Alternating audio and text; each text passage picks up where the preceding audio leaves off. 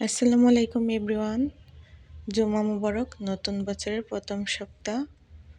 তো আজকে আমি রান্না করব মুরগি দিয়ে পাতাকপি ভাজি আর মুরগি দিয়ে মুগ ডাল দিয়ে আলু দিয়ে রান্না করেছি ঝোল করে। তো সময়ের অভাবে আজকে ফুল রেসিপি দেখাতে পারছি না। তো আপনাদের সাথে আজকে আমি শেয়ার করে নেব পাতাকপি ভাজি কিভাবে করেছি চিকেন দিয়ে। আর এই মুরগি মাংস রান্না শেষে একটু গরম মশলা দিয়েছি ভাজা।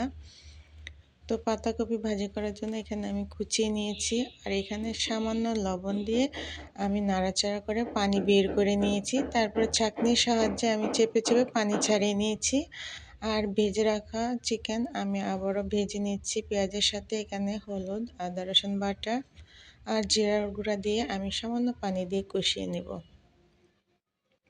দিয়ে দিলাম কিউব করে কেটে রাখা টমেটো আর পেঁয়াজ। আগেও পেঁয়াজ দিয়েছি আর এখানে কাঁচামরিচ ফালি অ্যাড করলাম।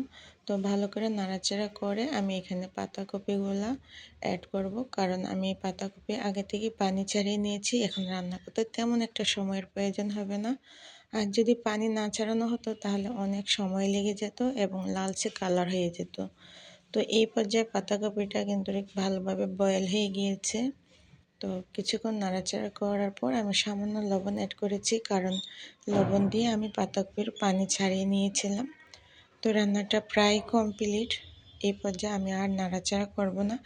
এর চেয়ে বেশি রান্না করলে পাতাকপির টেস্ট নষ্ট হয়ে যাবে। তো ভালো থাকবেন সবাই। Thank you so much for watching.